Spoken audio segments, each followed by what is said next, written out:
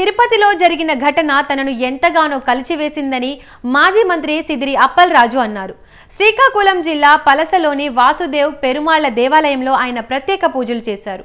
అనంతరం ఆయన మాట్లాడారు. ఈ ఘటన పూర్తి బాధ్యత ప్రభుత్వానిదేనని అన్నారు. టీటీడీ చైర్మన్, బోర్డు మెంబర్స్ పై చర్యలు తీసుకోకుండా ప్రభుత్వ అధికారులను సస్పెండ్ చేయడంపై అనుమానం వ్యక్తం చేశారు.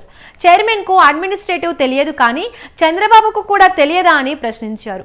రివ్యూలు పెట్టకుండా పనులు చేసే ఫలితాలు ఇలాగే ఉంటాయని ఎద్దేవా చేశారు. ఇది పద్ధతి కాదని, చంద్రబాబు దీనికి భారీ మూల్యం చెల్లించక తప్పదని ఆయన హెచ్చరించారు. దేవస్థానం పరిధిలో దశాబ్దాలుగా, శతాబ్దాలుగా లక్షల మంది గుమిగూడేటటువంటి పరిస్థితి మనందరికీ కూడా తెలుసు. ఇదేదో నిన్న కాక మొన్న జరిగిందో, లేకపోతే గత 4-5 సంవత్సరాలుగా జరుగుతున్నటువంటి సందర్భాలు కాదు. శతాబ్దాలుగా లక్షలాది మంది చేరి పెద్ద ఎత్తున అక్కడ ఉత్సవాలు చేయటం, కార్యక్రమాలు చేయటం మనందరికీ కూడా తెలిసింది. ఇన్ని శతాబ్దాలుగా, ఇన్ని దశాబ్దాలుగా, ఇన్ని లక్షల మంది చేరిన సందర్భంలో ఏ రోజు కూడా ఏ రకమైనటువంటి ప్రమాదానికి ఆస్కారం లేకుండా, ఎందుకు ప్రమాదాలకు ఆస్కారం లేదు అంటే అక్కడ ఉన్నటువంటి వ్యవస్థ, అక్కడ ఉన్నటువంటి పరిపాలన వ్యవస్థ